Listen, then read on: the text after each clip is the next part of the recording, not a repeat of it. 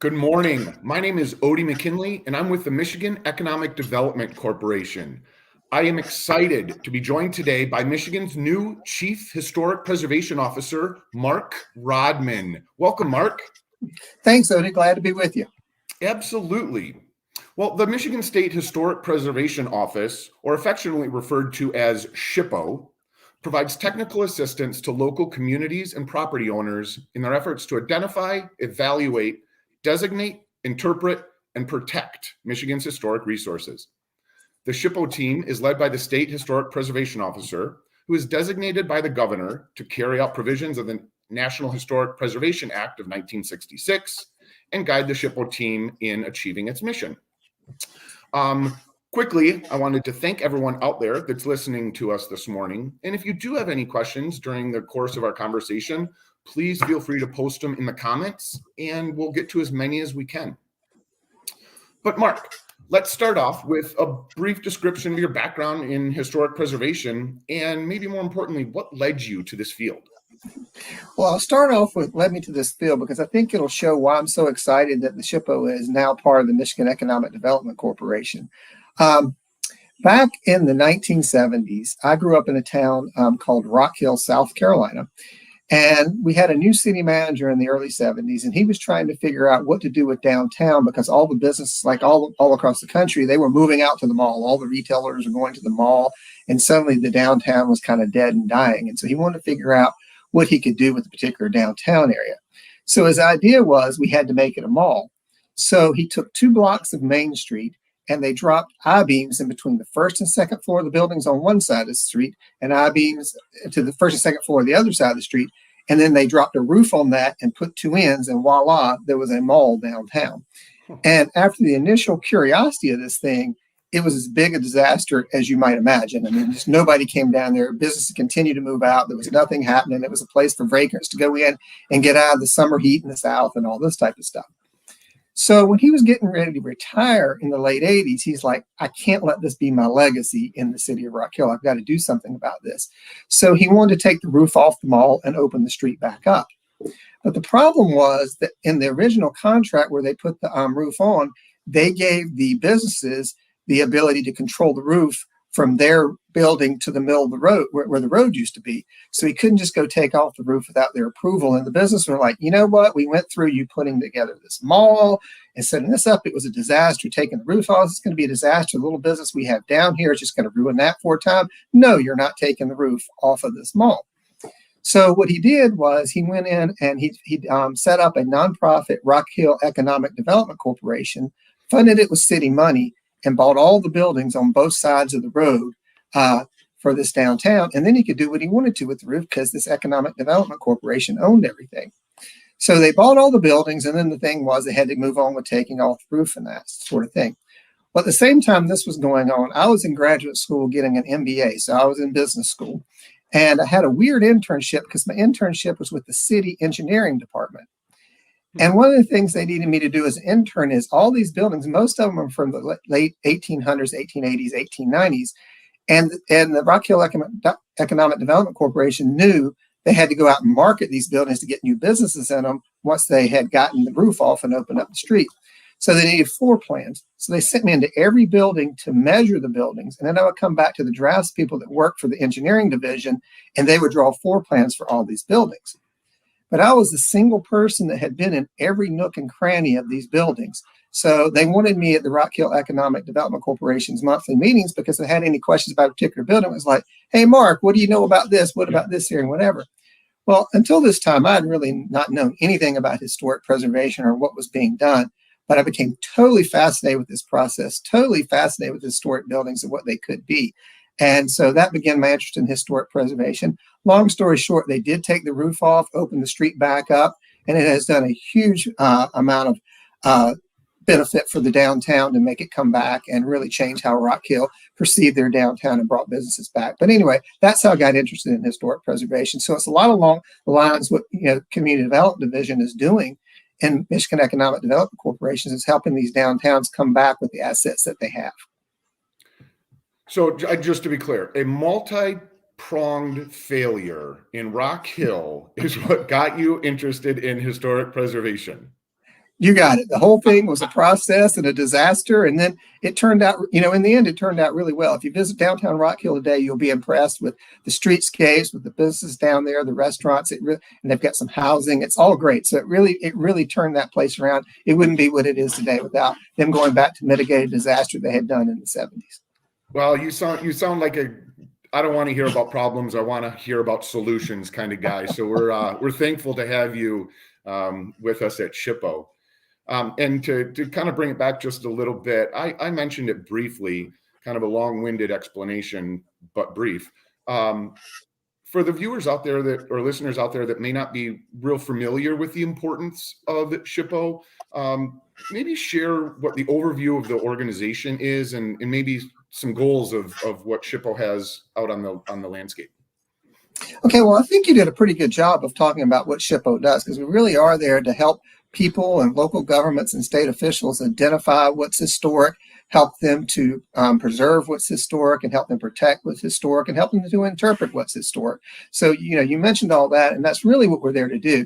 Now, as you also mentioned, a lot of what we do comes from the authority of the National Historic Preservation Act of 1966, which does require every state to have a state historic preservation office.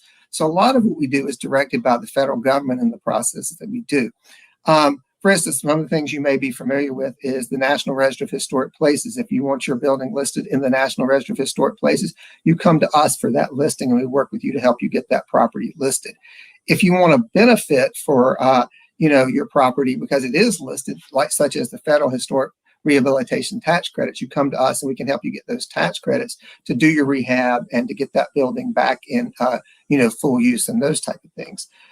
Some of the other things that we do, we have an archaeology program, so we support archaeology and archaeology sites around the state and help people when they do run into issues with artifacts that they dug up inadvertently or maybe even intentionally, and so we work with them to help them identify those and make sure those are preserved. We also have our Michigan Lighthouse Assistance Program, where we're going out and helping people preserve the lighthouses, which are so important to Michigan because of the huge number of lighthouses that we have and those type of things. One of the things that I want to mention specifically that I think is interesting to most people, because you wouldn't know this, is federal law requires that anything that is owned by the federal government, anything that is funded by the federal government, or anything that is permitted or licensed by the federal government that might affect historic properties be reviewed by the State Historic Preservation Office. So anytime you've got a highway project that's going on that has federal funding in it, that type of thing, those projects are coming to our office to review, so we can look at see if there are historic resources that are being affected, and if they are, can we avoid that? If not, how can we mitigate the disturbance in these historic resources? So we end up seeing about 5,000 to 6,000 projects a year that are coming from the federal government and the different agencies that it has. So it keeps us very busy and keeps us out there protecting your historic resources. So the hub of SHPO has many more spokes than I think probably a lot of people, myself included, really even recognized. I think so, because I think, a lot of people think, oh, they're out there, putting things on the National Register. They're maybe helping somebody with a local historic district. You can go to them, you can get historic tax credits, those type of things. But it really is much larger and more encompassing than those particular programs. Yeah, well, you mentioned the rehabilitation of buildings in our towns across the state. How does that historic preservation or the rehabilitation of historic properties kind of play into Michigan's economic jumpstart and recovery following the pandemic? How has that helped small towns across the state, and what does that look like? Well, I think, when you look at these particular areas across the state, almost every area has a historic downtown component. Not every, but most do. And those areas tend to be the ones that are struggling because it's got the small businesses, the people that are trying to operate there, and they were really hit hard by the pandemic. And so if we can go in and help them do, rehab on their buildings, take a building that is derelict and help them get that rehab and bring those type of resources to them, it can really make a difference. We can also help them by, if they're looking to try to figure out what they can promote in their community to try to attract people, to draw tourists, to draw new residents, those type of things. By doing historic preservation surveys and looking at the historic resources they have, then they learn how they can market their area and get people there. I mean, when you look at different areas around the state, yeah, sure, everybody wants to be near the Walmart and they want to have that convenience and everything. But you don't go visit an area, or you don't look to move to an area because, hey, it's got a great Walmart. At least most people don't. You go there and you look and say, what's special about this area? What are the natural things that are important? What is the community like? What amenities they have? And what is the atmosphere? And so much of the atmosphere is dictated by the history and the historic buildings that you have. And so helping to be the catalyst and helping to revitalize these historic districts are really, really important to the people of Michigan and to our small towns, to keep them vital and to keep people wanting to live, play, and visit in those areas.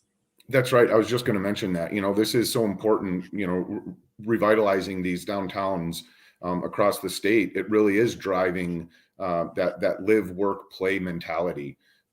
And in today's day and age with digital nomads, people are looking to live at a place they want to live because more often than not, they're able to work from wherever they would like to. And to have that vibrant downtown community, I think, is incredibly important for the economic development of the town as well as the state. Well, I think when you talk about these areas, new construction and new buildings, they're important because they're part of the economy as well. But what's really attractive and makes a place special is the atmosphere it creates. And so much of the identity and the atmosphere is, bound up in the historic buildings and just kind of the atmosphere that creates and makes people want to be there. So again, restoring these, bringing them back to use is something that we really want to do.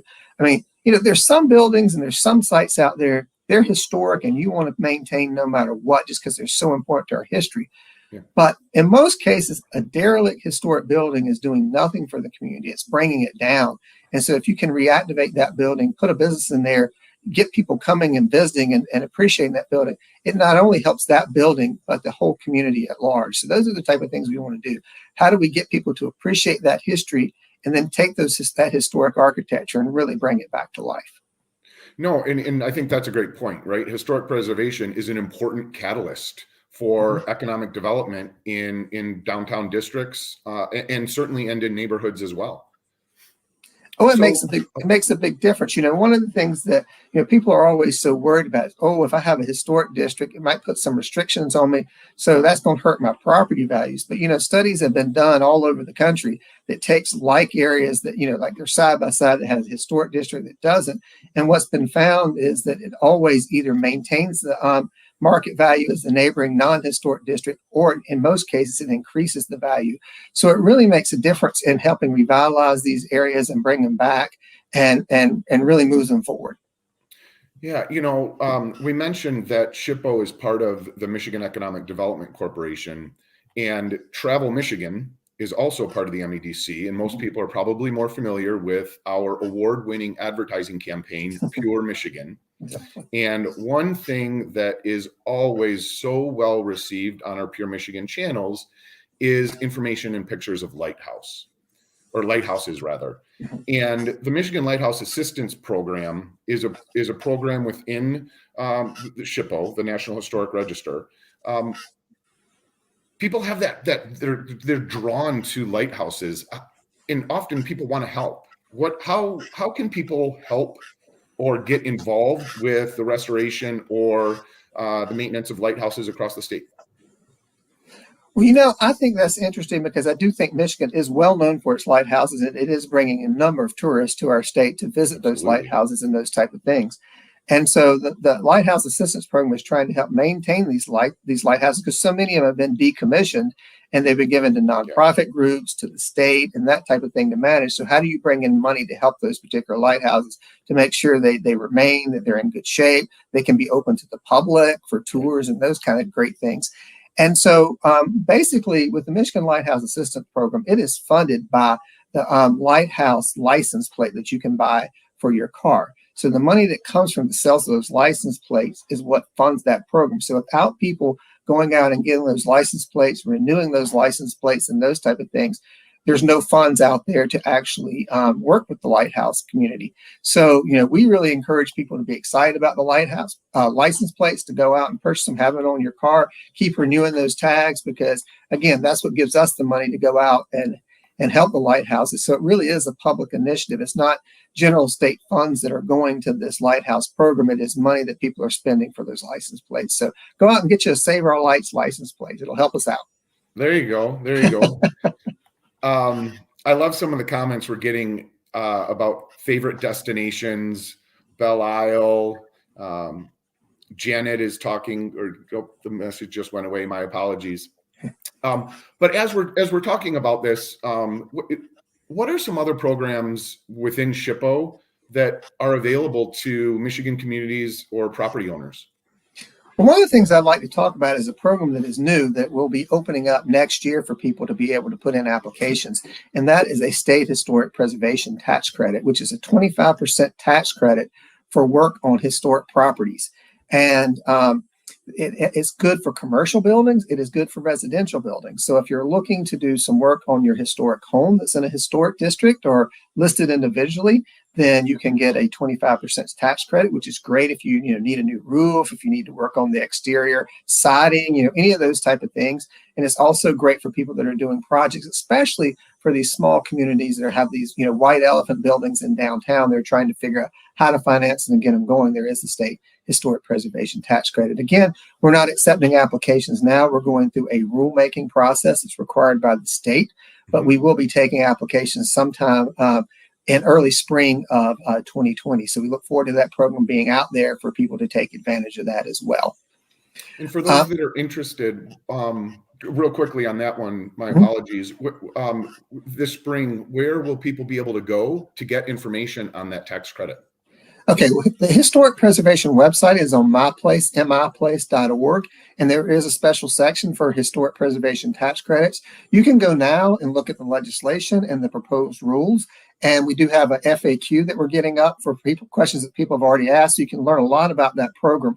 That program there's $5 million for that program each year, and the program is capped at that $5 million, and it's a first come, first served program. So it's not one of those where you're competing against your neighbor as far as we like your project better, we like this project better. If you get an application in and it meets all the requirements and it's a complete application, you're in line from the time you submit it. And if you're one of the first people in line before that $5 million is used, then you have an opportunity for that tax credit. So people need to be thinking about their projects now, because we expect there to be a really robust interest in the tax credit when it first opens, especially this first year, because there's some pent-up demand. So if you do have a project that you would like to get a tax credit for, go in, look at the legislation, look at the rules, and start getting your information ready. So as soon as we're ready to go, you can put that in. All right, thank you. We do have a question from Janet. So Janet says, Michigan is doing a lot to welcome underrepresented groups in the preservation process. It's been great with properties being listed on the National Register, historic districts being established and revitalized by the residents, and more. Mark, can you share with us what might be next? Well, I'll tell you, one of the things that we have concentrated on is Janet mentioned underrepresented communities. Unfortunately, when you look at the National Register of Historic Places, and this is nationwide, this is not just Michigan, most of the properties that are listed are associated with white men. And we've got to do better than that. There's a lot of historic properties associated with women of all races, and of course, all the different races that have contributed to the vitality of the United States and our history. So one of the issues that we have is the State Historic Preservation Office is working really hard to try to bring to light some of these other properties from other races and those type of things, so that they get recognition in the National Register of Historic Places, that they also have access to these tax credits and other programs that we have to revitalize them and bring those back. So just recently, the State Historic Preservation Office did a survey of African American civil rights sites in Detroit. And to tell you how effective that program was, there was a bookstore that was an African American bookstore that was really, really important to the African American community in Detroit. It had been turned over to the land bank, and the land bank was looking at demolishing that property. Through that survey, it was learned that this was a really important property historically, and that since that time, the bookstore has been removed off the demolition list, and they're looking at doing a National Register nomination, which we actually have a grant to help them do. And once we get that listed, we're looking for that property to be rehabbed and revitalized and reused. So, going out there and identifying these things, as Janet was mentioning, is extremely important to us, because knowing what's out there, what's important, you can get it incorporated into these projects. We currently also have a survey project going on that just started in Muskegon to do the same thing with African American civil rights buildings and the resources there. So that's going to help in that area. And we're doing a couple other projects, such as in Inkster. We're doing African American housing that was built specifically for African Americans. We're doing research on that, so we can see if we can get some of that listed to make it eligible for these type of grants to do rehab and tax credits to do rehab as well. Now, everything I've been mentioning has to do with African Americans, but obviously there's a lot of other races. There's women's sites and those type of things that we want to get focused on too, to make sure that we're representing all Michigan and what's been important to our history. Yes, absolutely. Well, Janet, thank you. That was a great question. And Mark, thanks for answering that one on the fly. But I think that we're coming up to our time. So Mark, thank you so much for joining us today to discuss historic preservation and its importance in Michigan communities as well as the state. And I also want to thank everyone for watching and joining us today. And to learn more about the Michigan State Historic Preservation Office, you can go to myplace.org/historic-preservation. That's myplace.org/historic-preservation. Thanks again, and I hope everyone has a fantastic weekend. Thanks so much. Appreciate it.